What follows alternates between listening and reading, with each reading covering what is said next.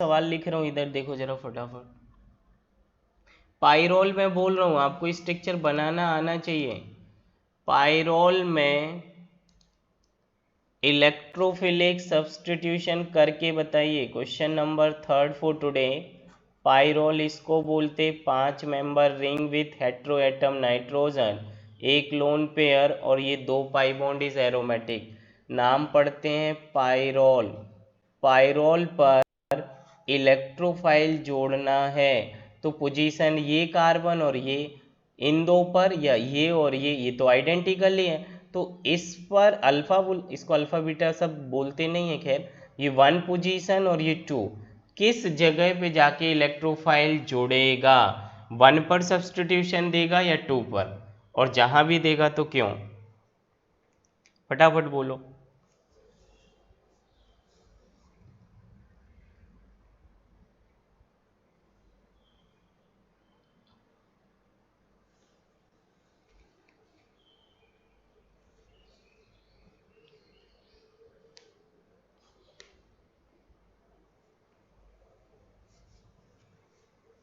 हो गया क्या? क्या सोचना है? 2 पर जुड़ेगा। चलिए मैं जोड़ के दिखाता हूँ, आप मुझे बस जस्टिफाई आंसर दे देना। मान लीजिए ये ऐसे लिखा है, किसी बच्चे ने ये बॉन्ड ऊपर की साइड तोड़ा। ऊपर की साइड तोड़ा तो इधर आ रहा होगा माइनस, इधर प्लस, और ये बॉन्ड ऐसे, और इसी पे इलेक्ट्रोफाइल जोड़ना है। तो ये इलेक्ट्रोफाइल इस माइनस पे जुड़ेगा, वहां जुड़ता है जहाँ इलेक्ट्रॉन डेंसिटी ज़्यादा।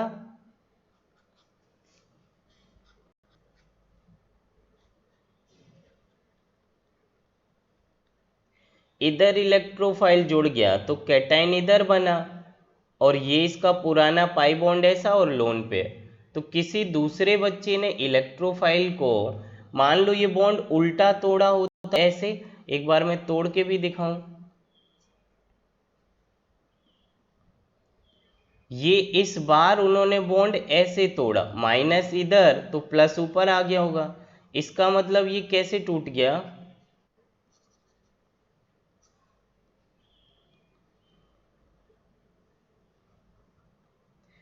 ये इसका लोन पेयर इधर इधर नेगेटिव आया, ये ऐसे टूट रहा, नेगेटिव दोनों इलेक्ट्रॉन लेके आएगा।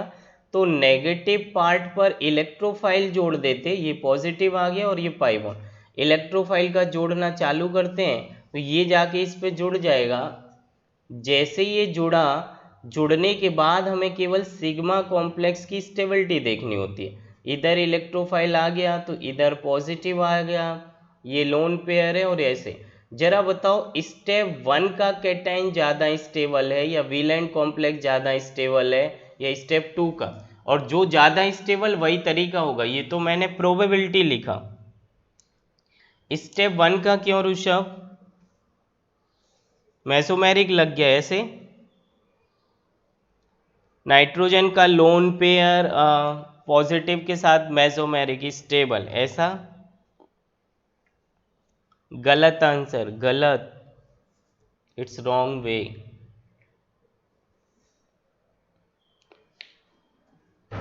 आगे सोचो, दोबारा सोचो।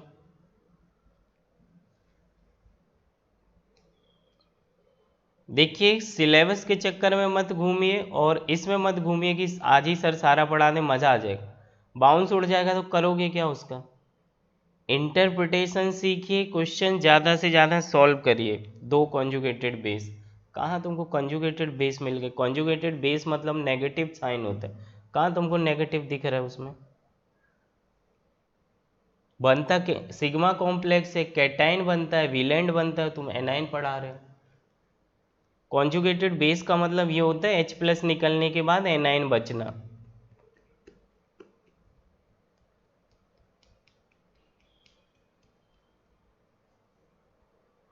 बोलो फटाफट बोलो।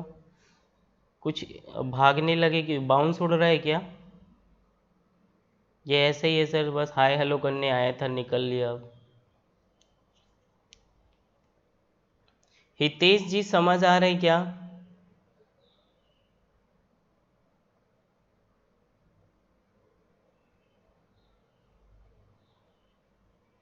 वेदांत राजपूत बोलो कुछ।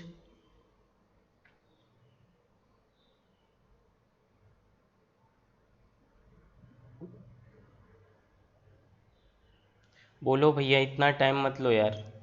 चलो मैं बोलता हूँ, आप बताओ, मेरी बात सुनो।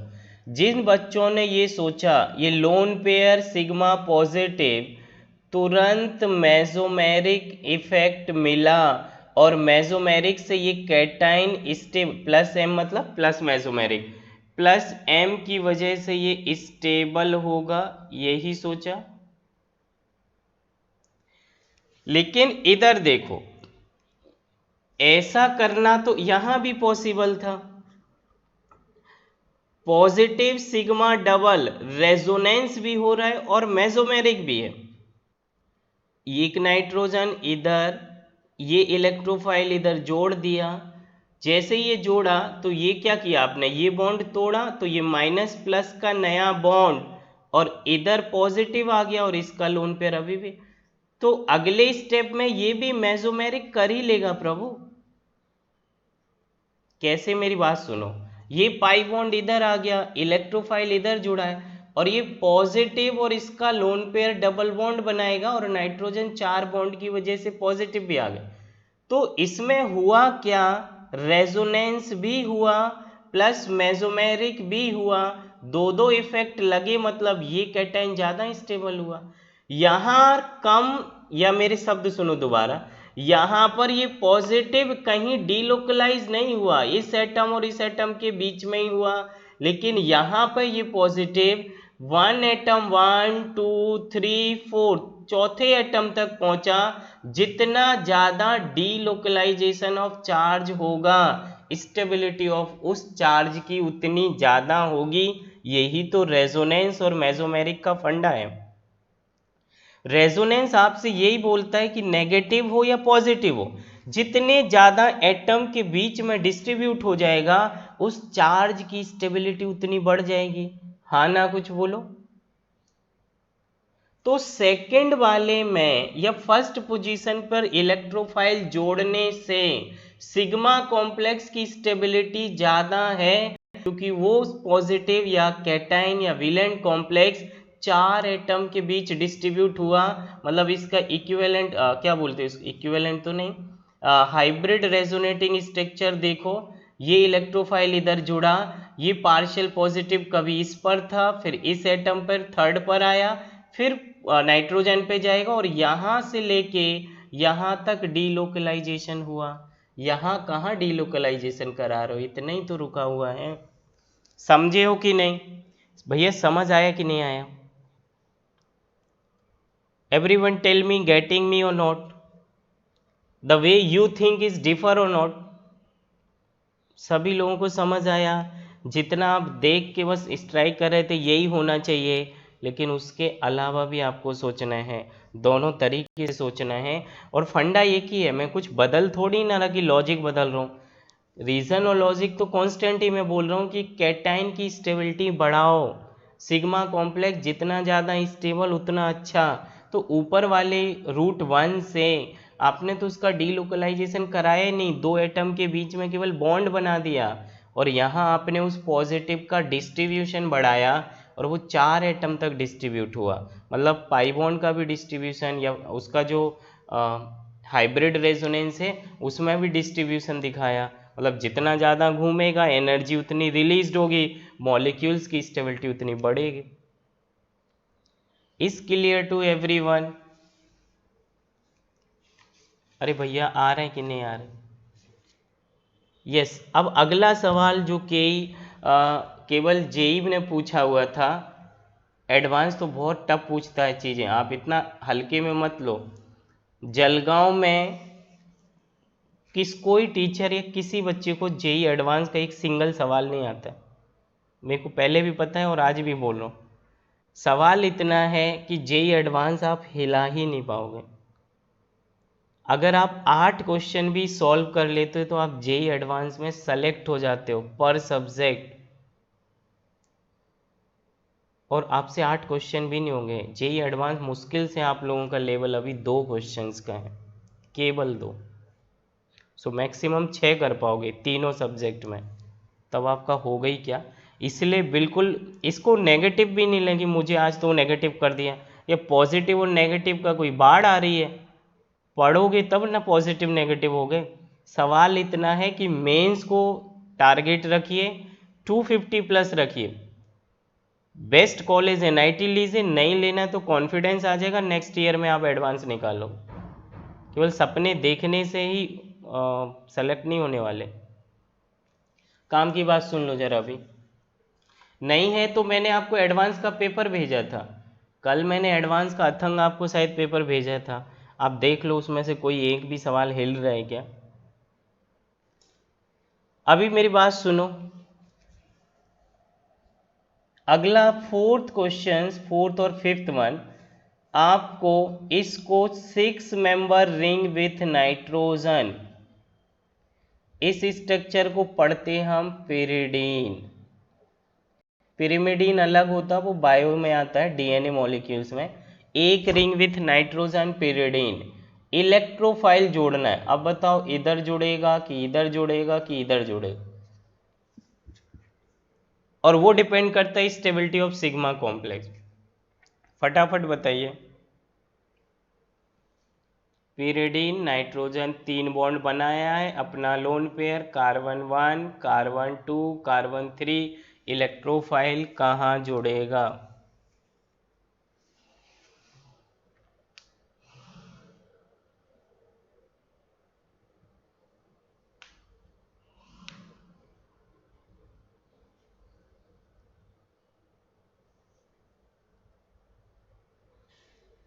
ऑर्थो मेटापेरा तब बोले जाते जब कोई ग्रुप जुड़ा हो। कोई ग्रुप दिख रहा है क्या वेदांत, किसके रेस्पेक्ट में ऑर्थो मेटापेरा दिख गया तुमको।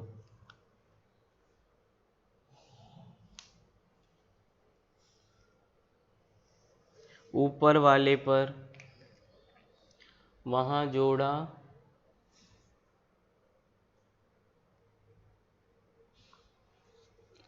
गलत आंसर, वहां नहीं जुड़ेगा।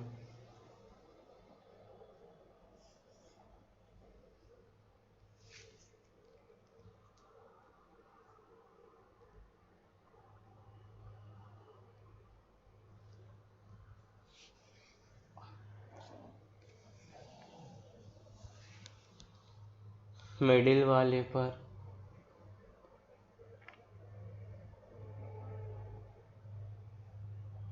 मिडिल वाले पर क्यों, ऊपर वाले पर, मिडिल वाले पर क्यों।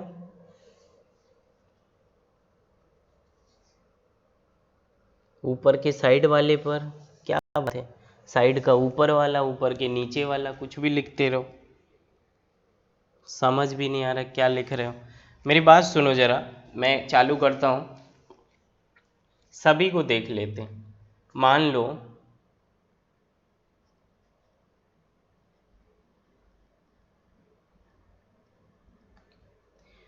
किसी बच्चे ने बोला सर ये बॉन्ड ऐसे तोड़िए, तो इधर माइनस आएगा तो नाइट्रोजन पे प्लस आएगा, इधर माइनस आया तो नाइट्रोजन पे प्लस आएगा, तो ये स्ट्रक्चर ऐसे आ जाएगा। इधर इलेक्ट्रोफाइल जोड़ लो, नाइट्रोजन को प्लस दे दो, और ये ऐसे कर दो। समझ रहे हो कि नहीं। लेकिन ऐसा कभी पॉसिबल होगा ही नहीं। एक इलेक्ट्रोनेगेटिव एटम या third most electronegative atom as nitrogen, जिसका ऑक्टेट इनकम्प्लीट करा दिया, दो बॉन्ड, दो दो चार, दो छः, और 6 ही इलेक्ट्रॉन बना दिया, उसको आपने 6 इलेक्ट्रॉन इलेक्ट्रॉन डेफिशिएंट स्पीसीज बना दिया। क्या नाइट्रोजन 1 मिनट भी या 1 माइक्रो सेकंड भी इस स्टेज में जाना पसंद करेगा। Electronegative atom can bear any charge अगर ऑक्टेट कंप्लीट है। ऑक्टेट इनकम्प्लीट और वो इलेक्ट्रोनेगेटिव, वो तो उसके खिलाफ है, वो तो उसके अगेंस्ट है।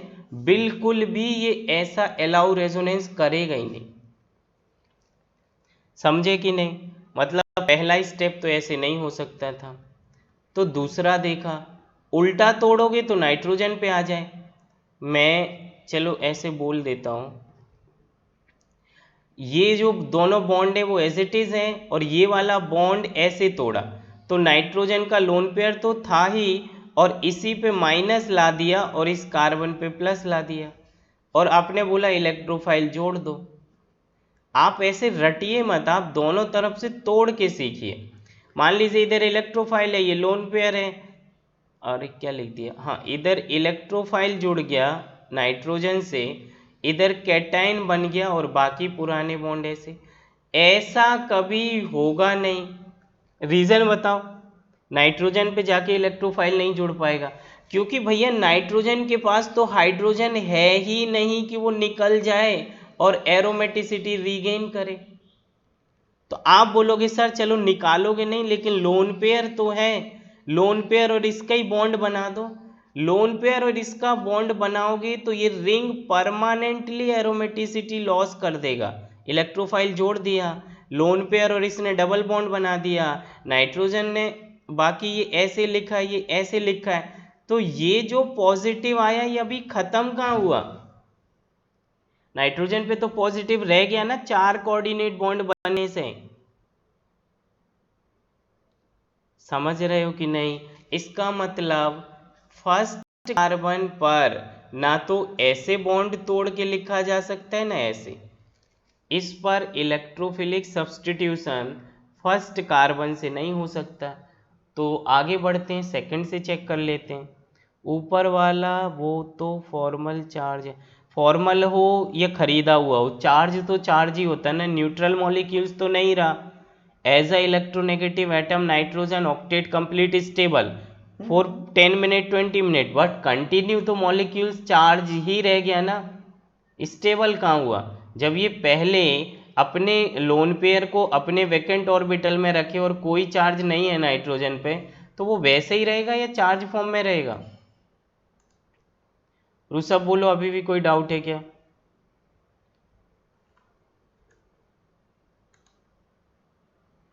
अगला देखो,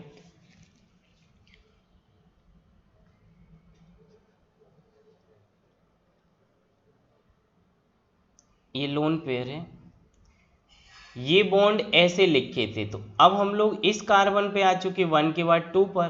तो कोई बच्चा बोलेगा सर ऐसे तोड़ दो और कोई बोलेगा उल्टा तोड़ दो, तो दो ही प्रोबेबिलिटी हैं। अब मैं इसको लिख के देखता हूँ। मान लो किसी बच्चे ने इसको, ये लोन पेयर है, ये डबल ऐसे ही, इसको ऐसे तोड़ा, इधर माइनस आया ऊपर प्लस और ये वाला बॉन्ड ऐसे ही रहा, इलेक्ट्रोफाइल का जोड़ना चालू किया तो इलेक्ट्रोफाइल इधर जुड़ेगा। जैसे ही इलेक्ट्रोफाइल जोड़ा, ये डबल बॉन्ड खुद का लोन पेयर, इलेक्ट्रोफाइल जोड़ दिया, ये पॉजिटिव, ये ठीक है। अब बस ये देखना है एरेनियम स्टेबल है या नहीं। किसी दूसरे बच्चे ने इस बॉन्ड को उल्टा तोड़ा, ये नाइट्रोजन का लोन पेयर ओरिजिनल बॉन्ड, ये बॉन्ड इस बार ऐसे तोड़ा था, ऐसे करके ऊपर माइनस, मतलब इधर माइनस ला दिया, इस कार्बन पे पॉजिटिव, ये पुराना डबल बॉन्ड ऐसे। इलेक्ट्रोफाइल जोड़ा तो नेगेटिव से इलेक्ट्रोफाइल जुड़ जाएगा,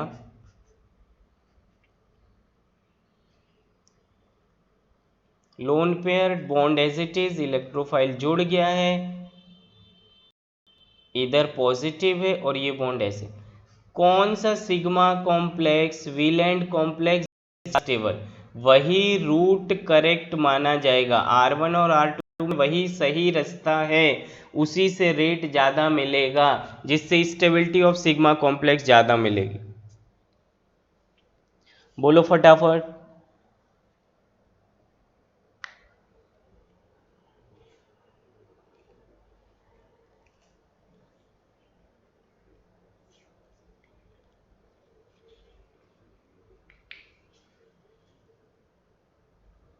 बोलो प्रभु, कुछ तो बोलो। फर्स्ट से answer first is permanently correct, I means all right, very nice. सवाल ये है, रीजन सुन लो, आंसर सुनो फटाफट। क्योंकि सर आप बोलोगे कि मैं इसका रेजोनेंस कराऊंगा तभी तो बोलोगे कि कैटाइन स्टेबल है। जैसे ही आप रेजोनेंस कराओगे, ये माइनस मतलब ये बॉन्ड पहुंच जाएगा इधर, तो नाइट्रोजन पे पॉजिटिव आ गया, मतलब फर्स्ट ही तो केस बन गया। इलेक्ट्रोनेगेटिव एटम कभी पॉजिटिव नहीं रखेगा, तो अगर आप यहाँ इलेक्ट्रोफाइल 4 पे भी जोड़ रहे इधर से 4th पोजीशन, तो भी तो पॉजिटिव चार्ज नाइट्रोजन पर आ रहा। इधर देखो इलेक्ट्रोफाइल एज इट इज जुड़ा, ये positive pi sigma positive resonance, ये टूटा, ये जैसे ही टूटा माइनस माइनस प्लस का नया बॉन्ड, तो इधर प्लस आ जाएगा क्योंकि पाई बॉन्ड ऊपर की साइड चला गया। हाँ ना कुछ बोलो। तो इसके दोनों इलेक्ट्रॉन छीन के आगे बढ़ा तो इस पे पॉजिटिव आएगा, और इसी चीज से तो आप बच रहे थे कि नाइट्रोजन पॉजिटिव नहीं रखता। पुराना बॉन्ड एज इट इज ये लगा दो, फिर भी ये जो रेजोनेंस कराया ये सिग्मा कॉम्प्लेक्स को, इस कैटाइन को स्टेबिलिटी के चक्कर में पूरा मॉलिक्यूल्स अनस्टेबल हो गया, मतलब लेस स्टेबल। ऊपर वाले का रेजोनेंस कराया तो ये जैसे ही टूट के जाएगा इस एटम पे माइनस प्लस का बॉन्ड, तो पॉजिटिव इधर आएगा। ये पॉजिटिव नाइट्रोजन पे नहीं जाएगा क्योंकि नाइट्रोजन तो परपेंडिकुलर ऑर्बिटल में है, पाई सिग्मा पॉजिटिव रेजोनेंस है, प्लेनर है, तो फिर ये इधर जाएगा तो पॉजिटिव तो इधर आ गया, तो नाइट्रोजन को जंप कर गया या एज अ इलेक्ट्रोनेगेटिव पे पॉजिटिव नहीं पहुंचा, इसलिए पहले वाला ज़्यादा स्टेबल। सभी लोग समझ पाए मैंने क्या लिख दिया? इतना तुम कहाँ समझते हो? सुनो, अब मैं इसका रेजोनेंस कर रहा हूँ, ये टूटेगा ऊपर माइनस प्लस बॉन्ड, नया पॉजिटिव इधर, तो ये ऐसे लिखा है, ये lone pair as it is, इधर का पाई बॉन्ड ऐसा, इधर जुड़ा हुआ है इलेक्ट्रोफाइल, ये पॉजिटिव और नेगेटिव का बॉन्ड, और ये पॉजिटिव इधर आ गया। तो इस बार इस लोन पेयर से रेजोनेंस नहीं कराना, मैं ऐसा पढ़ा के आया था डबल बॉन्ड पर अगर नेगेटिव है, लोन पेयर है, पॉजिटिव है, रेडिकल है, तो ये रेजोनेंस में पार्टिसिपेट नहीं करते, क्योंकि ये जो एक्स एटम है ये तो बाई एटम या बी एटम के साथ पाई बॉन्ड के साथ प्लेनर है, ये सब तो परपेंडिकुलर ऑर्बिटल में, मतलब उनका तो रेजोनेंस नहीं होगा। तो इधर नाइट्रोजन का लोन पेयर नहीं रेजोनेंस करेगा, ये पाई करेगा, पाई सिग्मा पॉजिटिव, तो आप इसको ऐसा तोड़ो, ये चला गया इधर और पॉजिटिव आ जाएगा इधर। हाँ ना कुछ बोलो। तो इस बार डबल बॉन्ड इधर आ गया, पुराना डबल इधर, इलेक्ट्रोफाइल इधर, और ये पॉजिटिव आ गया। तो देखो आपने पॉजिटिव का डिस्ट्रीब्यूशन करा दिया, इस पोजीशन से लेके इधर, इससे लेके इधर, मतलब डीलोकलाइज भी किया और नाइट्रोजन को डिस्टर्ब भी नहीं किया। So first way is the correct of electrophilic substitution, मतलब पिरिडीन में किस पोजीशन पे जुड़ेगा? थर्ड पोजीशन, नाइट्रोजन से गिनोगे तो थर्ड पोजीशन पर इलेक्ट्रोफाइल, 1 2 3, तीसरे एटम पर इलेक्ट्रोफाइल जुड़ रहा है। हाँ ना कुछ बोलो, सब लोग समझ पाए हो कि नहीं? दो क्वेश्चन जरा देखो एज अ होमवर्क, कल तक करके बताइए मुझे। ये बड़ा मेजर पार्ट है, आप इसे पढ़ें, स्पेस नहीं है, आप इधर ही देखो। पूछा है इलेक्ट्रोफिलिक सब्स्टिट्यूशन बताना है, इलेक्ट्रोफाइल कहाँ जुड़ेगा? पहला है ये बेंजीन रिंग, उसी से जोड़ दिया, मर्ज कर दिया पाइरोल रिंग, और आपसे पूछा इलेक्ट्रोफाइल कहाँ जुड़ेगा, बेंजीन रिंग में या पाइरोल में? तो आपको तो ये पता है कि बेंजीन में तो इलेक्ट्रॉन डेंसिटी कम होती है, पाइरोल में ज़्यादा होती है, तो देखना है कहाँ जुड़ेगा। बेंजीन पाइरोल एक साथ मिले होते हैं, मर्ज्ड होते हैं, तो ऐसे मॉलिक्यूल्स का नाम पढ़ते हैं एंडोल। खैर ज़रूरत नहीं, उतना नाम से तुमसे नहीं पूछता है। दूसरा, अगर बेंजीन रिंग और पिरिडीन को एक साथ मर्ज कर दिया जाए तो इसको पढ़ते हम लोग क्विनोल, क्विनोलिन, मलेरिया की दवाई में इसे यूज़ करते हैं। इस पर इलेक्ट्रोफाइल अटैक कराना है, तो अब बताओगे बेंजीन रिंग पे करेगा या पिरिडीन? अगर इसको अलग पढ़ो तो पिरिडीन ऊपर वाला ही तो रिंग है, तो कहाँ जुड़ेगा? इसमें आप मुझे कल आंसर बताइए और फिर आगे हम इसका डिस्कस करते। जरा बताएं फटाफट, समझ आया आज का लेक्चर, क्या पढ़े हम लोग? सभी को क्लियरली समझ आ रहा है क्या? रिवाइज करिए, नहीं समझ पा रहे फर्स्ट वे में, मतलब फिजिकल अपीयरेंस की कमी महसूस हो रही, तो आप उसको एक बार रिकॉर्डेड देखिए, मुझे आ जाएगा, मुझे लगता है ऐसी कोई दिक्कत नहीं है। 2 मिनट 14 नंबर पेज निकालो, स्क्रीनशॉट निकालना।